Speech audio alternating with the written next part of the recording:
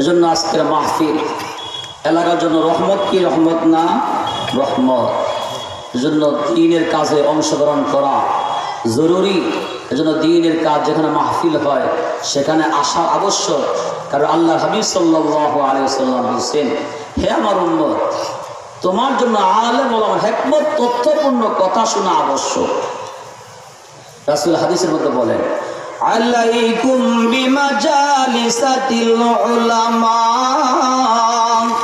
ওয়া ইসতিমা'i কালামিল হুকামা ফাইন্নাল্লাহা তাআলা। আল্লাহর হাবিব সাল্লাল্লাহু আলাইহি ওয়াসাল্লাম বলেন, হে আমার উম্মতেরা, আলাইকুম বিমাজালিসাতিল উলামা, তোমাদের জন্য আবশ্যক হলো আলেম ওলামার হিকমত তথ্যপূর্ণ কথা শোনা। কেন? ফাইন্নাল্লাহা তাআলা, নিশ্চয় আল্লাহ তাআলা আকাশের বৃষ্টি দ্বারা যেমন মৃত জমিনকে জীবিত করে দেন, তেমনি ভাবে আলেম ওলামার হিকমত তথ্যপূর্ণ কথা দ্বারা তোমার মৃত অন্তরটা জীবিত করে দেন। এজন্য আমাদের কলব অনেক সময় ইবাদত করতে ভালোবাসে, অনেক সময় ভালো লাগে না, চাহিদা থাকে না। মোবাইলের মধ্যেও কি থাকে? একটা ব্যাটারি থাকে, থাকেই থাকে না। ব্যাটারির মধ্যে চার্জ থাকলে মোবাইল চলে, চার্জ না থাকলে মোবাইল চলে না। আমাদের মাঝেও আল্লাহ তাআলা কলব একটা রাখছেন, আছে না? এই কলব, এই কলবটার মধ্যে যখন ইবাদত আলেম ওলামার হিকমত তথ্যপূর্ণ কথা আসে, দ্বীনের কথা শুনে, তখন এই কলবের মধ্যে ইবাদত করার জন্য স্প্রিয়া বাড়িয়ে যায়। বেড়ে গেলে মানুষ ইবাদত করতে ভালোবাসে, ভালো লাগে। যখন এটার অবস্থা একটু দুর্বল হয়ে যায়, তখন আস্তে আস্তে দ্বীনের থেকে মানুষ হয়ে যায়, ইবাদত করতে মজা লাগে না, কমে যায়। এই জন্য যে একটা লোক মসজিদে যাইতেছে, তো কেন যাইতেছে মসজিদে? তার দিল তাজা আছে, নামাজ পড়াকে সে আপনার মনে করে যে আমার পড়তেই হবে। এজন্য সমস্ত ব্যস্ততার পরেও সে কি করে? নামাজে অংশগ্রহণ করে। আরেকটা লোক কোনো কাজ নাই, রাস্তায় ঘোরাঘুরি করে, নামাজ চলে যায়। নামাজে কি যায়? কথা বলে নামাজে যায়? যায় না। তার কলবের মতো সমস্যা। এজন্য যখন আলেম ওলামার হিকমত তথ্যপূর্ণ কথা শুনবে, তো কলবটাকে আল্লাহ তাআলা জীবিত করে দিবে, ইবাদত করতে বসতে ভালো লাগবে। আর যদি এখান থেকে আলেম ওলামার থেকে দূরে থাকে, তাহলে আস্তে আস্তে আস্তে আস্তে সব কি হয়ে যায়? শ্বাস হয়ে যায়, কিছুই ভালো লাগে না। তাহলে রহমতুল্লাহ আলাইহি ঘটনা নকল করছেন, এক কুলি, এক গোলাম তার মনিবের সাথে বাজারে রওনা দিয়েছে। মনিব বলতেছে, চলো বাজারে যাব। তো বাজারে রওনা হয়েছে। তো মনিব, গোলাম বলতেছে মনিবকে, আমার নামাজ রক্ষা হলে কিন্তু আমি নামাজ পড়তে যাবো। ঠিক আছে, যাই, অসুবিধা নাই। কিছুদূর যাওয়ার পরেই আজান দিয়ে ফেলছে। গোলাম ডেকে বলেন, মনিব, আজান হয়ে গেছে, আমি নামাজ পড়বো। আজান মাত্র দিছে, জামাতে একটু সময় থাকে, এই সামনে গিয়ে আমরা অন্য মসজিদে নামাজ পড়বো, হাঁটতে থাকে। তো গোলাম হাঁটতে লাগলেন মনিবের সাথে। কিছুতে যাওয়ার পর মসজিদ পেয়েছেন। গোলাম বলে, এখন আর থাকা যায় না, জামাত ছুটে যাবে, আমি জামাত অংশগ্রহণ করবই। আল্লাহ তাআলা মহব্বতের ভালোবাসা, তার মধ্যে এত বদ্ধপরিকর, সে জামাত ধরবেই। সে মালিককে বললেন, আপনি থাকলে থাকেন, না থাকলে না থাকেন, আমি নামাজ পড়ব। সে নামাজ পড়তে চলে গেলেন। আসরের নামাজ পড়লেন। নামাজ পড়ার পরে সে বসে বসে তাসবিহ তাহলিল করতেছে। মসজিদ থেকে বের হয় না, সব মানুষ বের হয়ে গেছে। তো মনিব বাহিরে চিন্তা করতেছেন, সবাই বের হয়ে গেল, আমার গোলামটা আসতেছে না কেন? এই জন্য জানালা ফাঁক দিয়ে উকি দিয়ে দেখতেছে গোলাম মসজিদে বসে বসে তাসবিহ তাহলিল করতেছে।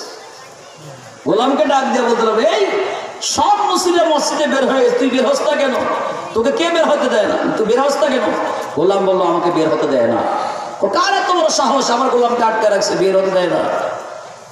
গোলাম ডেকে বলো, গো মনিব, যে আল্লাহ আপনার মতো কোটিপতিকে মসজিদে আসতে দেয় না, ওই মাওলা আমার মতো গোলামকে মসজিদ থেকে বের হতে দেয় না। মসজিদে আমার ইবাদত জিকির আজকাল ভালো লাগে, যারা মসজিদ থেকে বের হতে পারি না। सरज़ुकाने में क्या मज़ा है, सजदा में जा जाके देख। सरज़ुकाने में क्या मज़ा है, सजदा में जा जाके देख। नमाजी में क्या मज़ा है, मस्जिद में जा जाके देख। नमाजी में क्या मजा है मस्जिद में जा जाके देख। ওরে বন্ধু সিজদার মধ্যে কি মজা, যে ব্যক্তি সিজদার জন্য পাগল পড়ে তাকে জিজ্ঞাসা করো সিজদায় না গেলে তুমি মজা পাইবা না। আর মসজিদের মধ্যে কি স্বাদ, মসজিদে না গেলে ওই স্বাদ বোঝা যাবে না। ঠিক এর কথা বলে একে মসজিদ হি কাবা এগি তখতে মুহাম্মাদি হে আরে মুসলিম ইহা আজা এগি তখতে মুহাম্মাদি হে।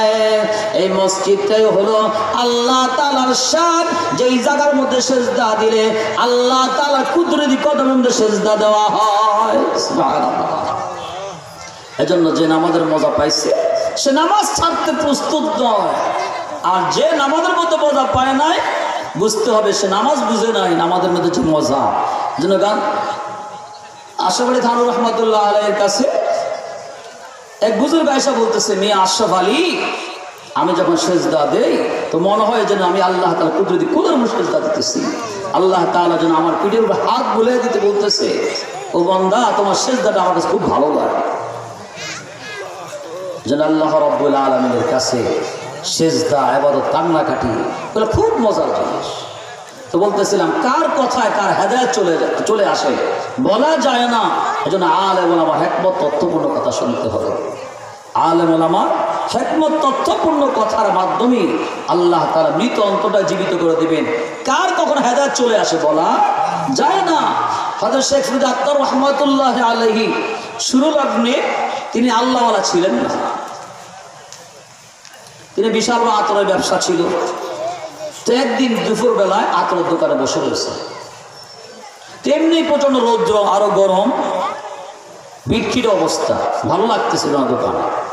এই মুহূর্তে একজন বৃদ্ধ মানুষ দোকানের সামনে আসছে, কাঁধে একটা সিরাপুর টেনে আসছে। আচ্ছা দাঁড়ায় দাঁড়ায় শেখ আক্তার রহমাতুল্লাহ দোকানের দিকে তাকাইতেছেন, আলমিরার দিকে এবার তাকাইতেছে শুধু। শেখ আক্তার রহমাতুল্লাহ ডেকে বলেন, ও বাবা তুমি কি চাও আমাকে বলো, তোমার কি প্রয়োজন আমি বের করে দিব। লোকটা বলতেছে না এমনি তাকাইতেছে, এটা বলে আবার তাকাইতেছে, কি জন্য তালাশ করতেছে। ফরিদ আক্তার রহমাতুল্লাহ এমনি তো গরম লাগতেছে, আরো দুপুর বেলায় রৌদ্রের তাপ, এমনি গরম বেশি, প্রচন্ড গরম, ভালো লাগে না মন।